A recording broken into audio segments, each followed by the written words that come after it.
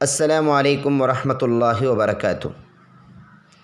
مسجد اقصیٰ کے آنسو، بیت المقدس کی تاریخ، چھٹی قسط، بروز بدھ 13 شوال المکرم 1442 ہجری 26 مئی 2021۔ بیت المقدس یہود، نصارہ اور مسلمانوں کے نزدیک ایک اہمیت رکھتا ہے۔ اس کی وجہ یہ ہے، یہودیوں کا دعویٰ ہے کہ بنی اسرائیل حضرت یعقوب علیہ السلام نے اس کی بنیاد رکھی ہے۔ اسرائیل یعقوب علیہ السلام کا نام ہے، اور حضرت سلیمان علیہ السلام نے اس کی تعمیر کو مکمل کیا ہے۔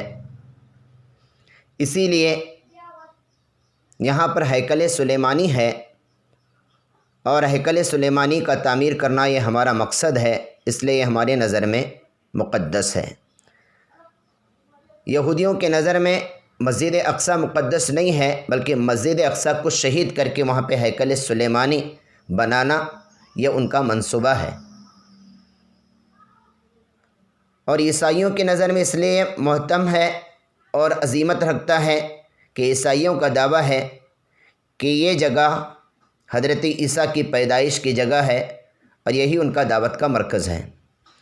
مسلمانوں کا تو یہ قبلہ رہا ہے، مسلمانوں کے بارے میں کہنے کی ضرورت نہیں، یہ تو ہمارا قبلہ اول ہے۔ بیت المقدس پر مختلف حالات آئے، اور اس کی تعمیرات مختلف زمانے میں مختلف حکمرانوں کے ذریعے سے ہوتی رہی۔ سب سے پہلے کعبۃ اللہ کی تعمیر کے 40 سال بعد حضرت ابراہیم علیہ السلام اور ان کے بھتیجے حضرت لوط علیہ السلام نے بیت المقدس کی تعمیر فرمائی۔ اس کے بعد حضرت یعقوب علیہ السلام نے اس کی بنیاد ڈالی، اور حضرت سلیمان علیہ السلام نے بیت المقدس کی تعمیر اور تجدید فرمائی۔ اثر نو بیت المقدس کو تعمیر کیا، جس کے لیے انہوں نے جناتوں کا استعمال کیا۔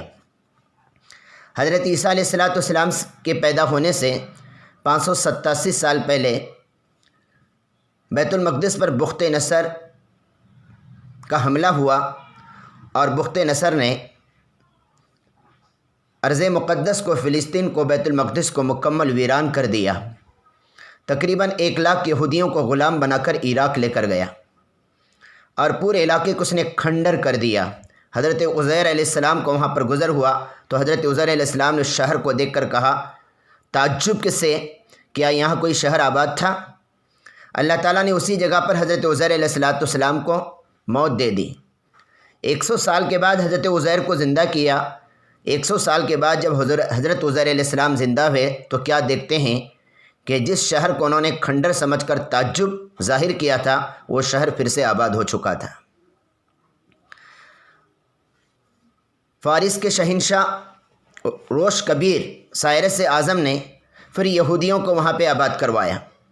پھر بیت المقدس پر یہودیوں کا قبضہ ہو گیا۔ بخت نصر کے ہلاک کرنے کے بعد پھر سے یہودی بیت المقدس میں آباد ہو گئے۔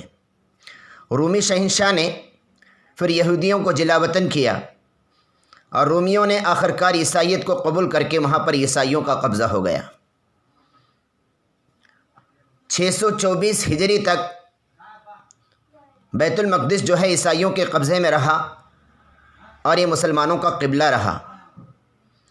مسلمان اس طرف رخ کر کے نماز پڑھتے تھے۔ 638 ہجری کے اندر حضرت امیر المومنین حضرت عمر رضی اللہ تعالیٰ عنہ نے بیت المقدس کو آزاد کیا، اور بیت المقدس کو پھر سے اثر نو تعمیر کیا اور اس کو آزاد کیا۔ 1099 عیسوی کے اندر یورپی صلیبیوں نے بیت المقدس پر قبضہ کر لیا، اور 70,000 مسلمانوں کو شہید کر دیا۔ 70,000 مسلمانوں کو شہید کر کے تقریباً 86 برس تک صلیبیوں کا قبضہ بیت المقدس پہ رہا۔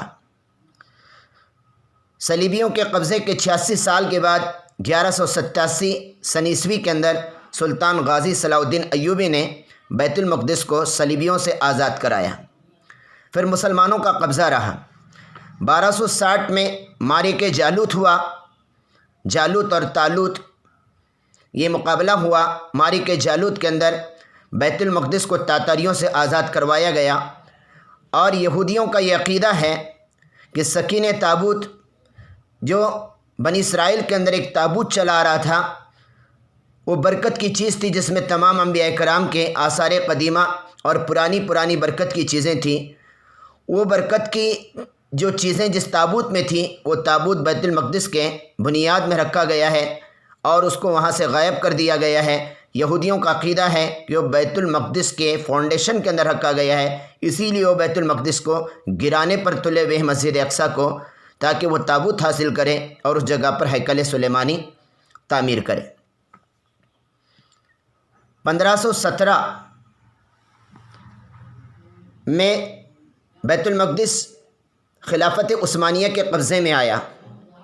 1517 سے 1917 تک خلافت عثمانیہ کے قبضے میں رہا، ایک لمبی مدت تک مسلمانوں کے قبضے میں رہا بیت المقدس، خلافت عثمانیہ کے حکومت میں رہا، ان کے قبضے میں رہا۔ 1917 میں پھر سے وہاں پر اسرائیلی ریاست کا قیام کا منصوبہ بنایا گیا، اور 1917 میں خلافت عثمانیہ کو ختم کر دیا گیا، اور 1917 میں اسرائیلی ریاست کا قیام کا وعدہ کیا گیا۔ 1948 میں اسرائیلی ریاست کے قیام کا باقاعدہ اعلان ہوا، اور 78% فلسطین پر اسرائیل کا قبضہ ہو گیا۔ 1967 میں بقیہ فلسطین پر بھی اسرائیل نے قبضہ کیا۔ آج مسجد اقصیٰ بیت المقدس اسرائیل کے قبضے میں ہے، پھر بھی مسلمان وہاں پر مسجد اقصیٰ میں نماز ادا کر رہے ہیں، اور اپنی جانی مالی قربانی دے کر اپنے جان کا نذرانہ پیش کر کے دوبارہ مسجد اقصیٰ کو آزاد کرانے کی محنت میں لگے ہوئے ہیں۔ اللہ تعالی ہماری مسجد اقصیٰ قبلِ اول پھر مسلمانوں کے قبضے میں واپس دے دیں، اور اس کا احترام اور اس کا ادب کرنے کی ہمیں توفیق عطا